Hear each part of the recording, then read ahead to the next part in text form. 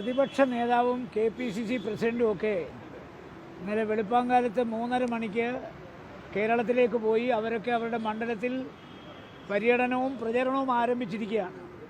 അപ്പോൾ സ്വാഭാവികമായി CEC finalise ചെയ്ത ഒരു ലിസ്റ്റിൽ ഇനി മാറ്റം വരുത്തണമെന്നുണ്ടെങ്കിൽ ഒരുപാട് പ്രോസസ്സുകൾ വേണ്ടിവരും.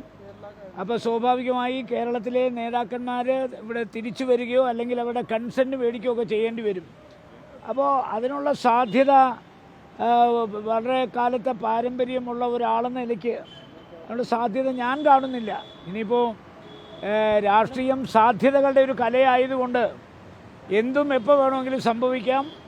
പക്ഷേ എന്തെങ്കിലും സംഭവിക്കുമെന്ന് ഞാൻ കരുതുന്നില്ല. ഇപ്പോൾ ഓരോ ചാനലുകൾ ഓരോ വാർത്തകൾ കൊടുക്കുന്നുണ്ട്. ആ വാർത്തകളൊക്കെ വെറും അഭ്യൂഹം മാത്രമാണെന്നാണ് ഞാൻ വിശ്വസിക്കുന്നത്. കാരണം ഈ അഭ്യൂഹം എന്ന് പറയുന്നത് കെ സുധാകരന്റെ സ്ഥാനാർത്ഥിത്വമാണ്.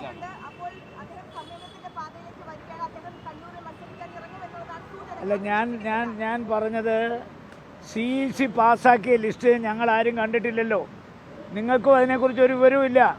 അപ്പോൾ സ്വാഭാവികമായി CEC ഒരു ലിസ്റ്റ് പാസ്സാക്കി ആ യോഗത്തിൽ പങ്കെടുത്ത ആളുകൾ കേരളത്തിലേക്ക് മടങ്ങിപ്പോയതിനു ശേഷം ആ ലിസ്റ്റ് റിവോക്ക് ചെയ്യണമെങ്കിലോ റീഓപ്പൺ ചെയ്യണമെങ്കിലോ അവരുടെയും കൂടെ ഒരു പെർമിഷൻ വേണ്ടി വരില്ലേ? അപ്പോൾ അതൊരു സ്വാഭാവികമായ പ്രക്രിയയുടെ ഭാഗമാണ്. അതുകൊണ്ട് ഞാൻ അതിനുള്ള സാധ്യതകൾ കാണുന്നില്ല. ഇനി എന്തെങ്കിലും സാധ്യത നിങ്ങൾ കാണുന്നെങ്കിൽ ഞാൻ അതിനെ എതിർക്കുന്നുമില്ല.